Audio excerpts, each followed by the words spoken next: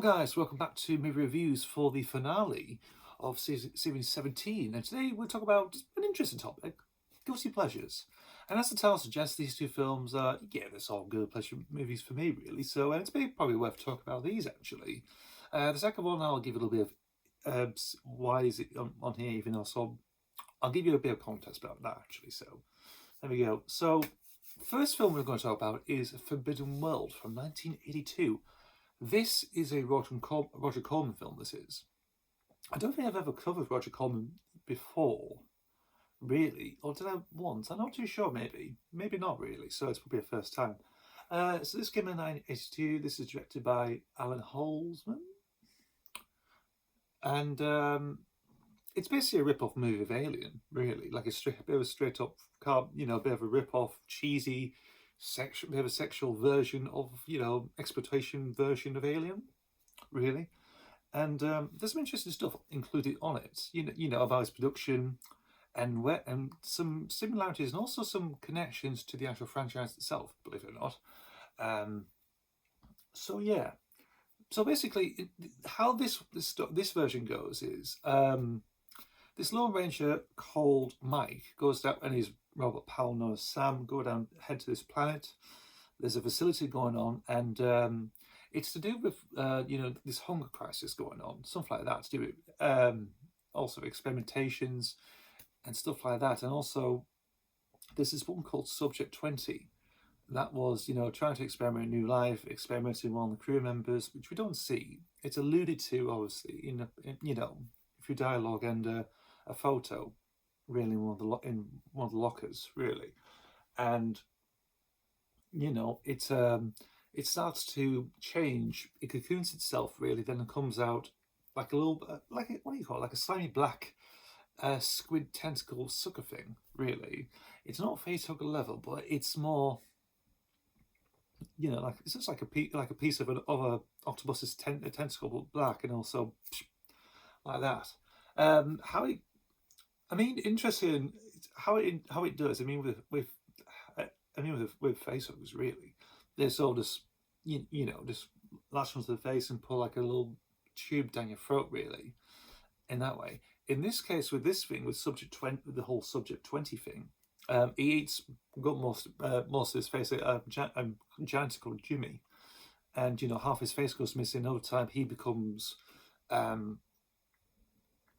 more melted, like he just melts apart, like he does, like he's been boiled in acid, strangely. And and it sort of grows and grows. It becomes more xenomorphic anyway, in terms of its head wise, really. And but it's a bit more multi-limbed, really, insectoid, a bit like that, really.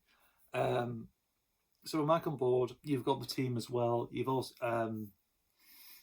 and basically over time, if one of the crew members gets killed, and then one bite electric, or one bite again electric, when for some strange reason the creature decides to actually release some liquids, some fluids out on the systems, really, and electrocutes them. One of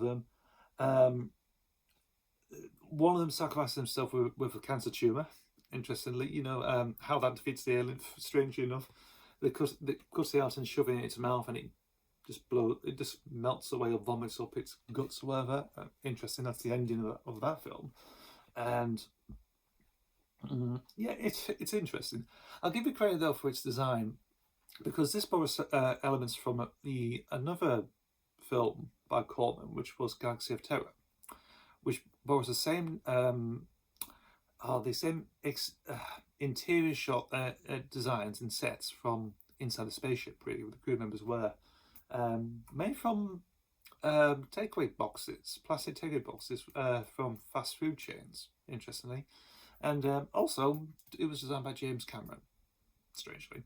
The creature design itself was done by the Sotek brothers, who later worked with Cameron on Aliens, so they did some design work on that one as well. And it's one of those things. So there's a bit of interesting bits and pieces, really. The score by Susan Justin, who was Alan's wife, really, still married today, actually. No, it's interesting. I do like the opening. It's the opening theme, but also the closing theme as well. That's really good. Everything else is quite like just around Stimpy, just pianos plodding, basically. Really, nothing much on that one. There's a good video actually of her around that time in '82 when her and a band are performing the song on like a cable TV show. Uh, it's special. You can go watch it anyway. Um, Basically, it's time really, and yeah, that sort of thing. But everything was more piecemeal like at the time, so everything has to be done like as it was, like recorded, no stuff like that, no editing like that really. Well, sometimes editing, but not like I can do this, I'll record this, that sort of thing. It didn't really work like that. It was sort of like homegrown, just like DIY, piecemeal together really type stuff. um yeah, you've got the design wise, of course. You've got like the whole thing with the jumpsuits and the plastic heels as well. That's that's sort of like it's camp sci-fi stuff, which is pretty good actually. I think I mean I do it's pretty good stuff. You've also got people like Fox Harris, who plays the Mad Doctor, the cancer with the tumor, just constantly smoking. Used to be a comedian at the time. You've got June Chadwick, who's a British actress who appeared in other stuff like some crime stuff before in the late '70s. Made an appearance in Magnum PI, and I think that these days she's a bit like a physiotherapist in a type of way. At the time, you got Dawn Dunlap, who had. I'm trying to think what what she did. She was. I mean, she did a few low budget stuff, really, like Streets of Fire. There was Barbarian Queen, which was the last one she did at the time. Then she retired and acted in '85, and obviously, I think she gained some notoriety or stuff like stuff like this, and to become known via the film Laura, David Hamilton film by Laura, which I've done. The only thing about that is it's got Maud Adams in it, so there you go. That's all I can say about mention about that one really, and it has. I mean, it has a bit of an interesting mix really. A bit older, a bit younger, a bit more intelligent, a bit more youthful. It goes like that actually, and the rubber design's pretty interesting. Now there's two versions of this film. There's the normal theatrical version, which is for Real World, but there's another version called Mutant, which you can get on the Shelf Factory Blu-ray or double DVD really. And it features some cut down scenes, which apparently gets rid of some of the comedy. Interestingly, which apparently when Corman submitted the original version, which was Mutant, the test audiences laughed at it, and actually he wasn't very impressed really by it really. So he asked it to be edited down a bit more. He did, so just to make it a bit more serious really. So that's why there's two versions of it really.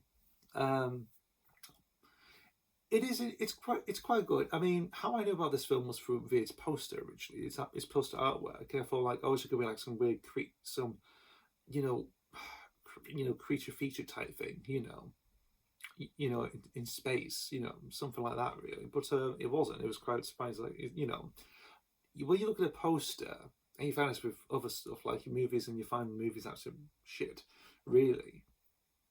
It's also a good poster to keep people in, really. And you watch the film, it's like, yeah, it's a bit rubbish, actually.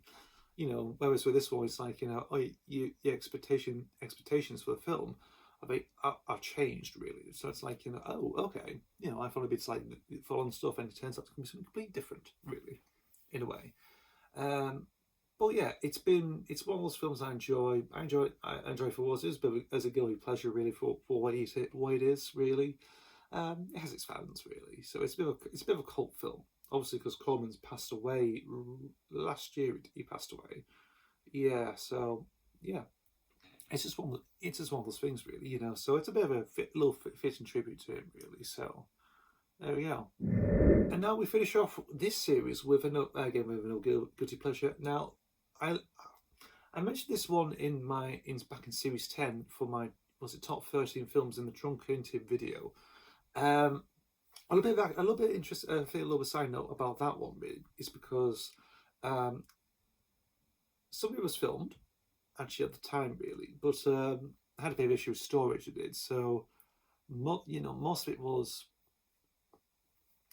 unfinished, a bit unsalvageable, really. So bits were there, and obviously, how it ended up becoming the final result wasn't too pleasing, really. So maybe over time I might do something a bit different with really, but who knows? We'll just have to see. We have to wait and see, really. So yes, Wild Things, 1998. This is directed by John McNaughton, and it's got a bit of a good cast, actually. So you've got Matt Dillon, you've got Nev Campbell, you've got Denise Richards, you've got Kevin Bacon, Bill Murray. So there's quite a good few people in this one, really. So yeah, so this came out in 1998. So this is just after people like Denise Richards did Starship Troopers. Nev Campbell obviously was in Scream the year before, in 1996. At the time, Kevin Bacon, bit of established actor who did Tremors, and I'm trying to think what else he did. Just before Hollow Man. Yeah. And Bill Murray, I think at the time obviously it was well known. He did Groundhog Day, did Ghostbusters 1 and 2, Scrooged. Yeah, it's also, and Matt Dillon. Obviously, I've reviewed The Outsiders with him way back in reviews, how many years ago, and yeah, it's like that sort of thing. So this story involves a lot of double crossing. This does. It's one of those. It's an erotic thriller. It is, and it focuses on this college tutor who ends up getting into court because of alleged assault on one of his students. Really, at the time, who were washing his car, and obviously that's that sort of thing. But as it goes deep in the film, it gets like they were all in it and try and get cash out, I think, and also try and get out of Florida as well. Anyway, it's all again, it's all this double crossing, really. So you get stuff like the whole thing of like Kevin Bacon's private detective character, or detective character, really, to try and getting through this case, really. There's also different sides of the family. You've also got the whole thing with Bill Murray being this lawyer, with a bit of a cheapskate lawyer in a way, which actually I think in the court scene himself is actually really good, because I think that's the first time I actually saw it. I think it was on Turner Classic Movies, this was, and funny story about that one, I had to tell you quickly, because we had visitors round, really. Just when my dad Spencer was around, had the young kids as well, probably some kids around as well, so I got to watch all of it, mainly. But actually, prior to that, really, I first knew about it through its DVD cover, and that was through when Entertainment and Video released it on DVD at the time, or actually when they released on video as well, of its design-wise.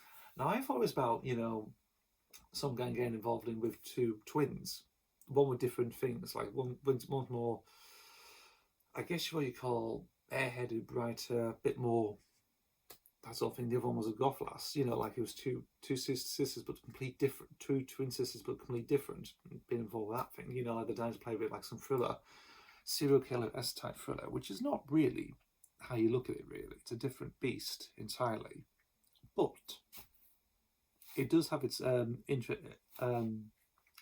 really. Obviously it's got its merits to it. The casting's really good. The cast do a good job with it, of course. Matt Dillon, Denise Richards. I think Denise Richards really sells the film mainly, really, because you saw in Starship Troopers and she's good, yes. And then after Wild Things, she did The World Is Not Enough. There you go. So yeah, obviously she does kind of film, same with Nev Campbell as well. Because again, you have like strong, strong, a bit of some strong actresses in it, really. So it does what it sort of carries it nicely. You got Bill Murray in there doing his own thing, really. So it's that sort of thing, and yeah, it's obviously of its time, 1998. And yeah, you got George S. Clinton do the music. Not George Clinton from Parliament Funkadelics, a different composer with a different name, with VS in the middle. There you go. And yes, and but for what it's worth, I enjoyed it. It did spawn 3 sequels, direct-to-video sequels. Really, I think the last one finished about 2010, something like that. And yeah, I don't think, but over time it's all going to the background, really.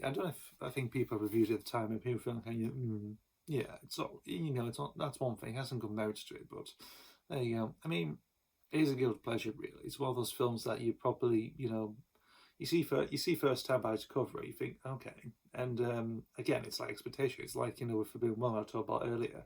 The cover of film doesn't, you think of it, it's like you think of a different film in your head. That sort of thing. And when you watch the actual film itself, it's like, okay, bit different than I expected, but there you go.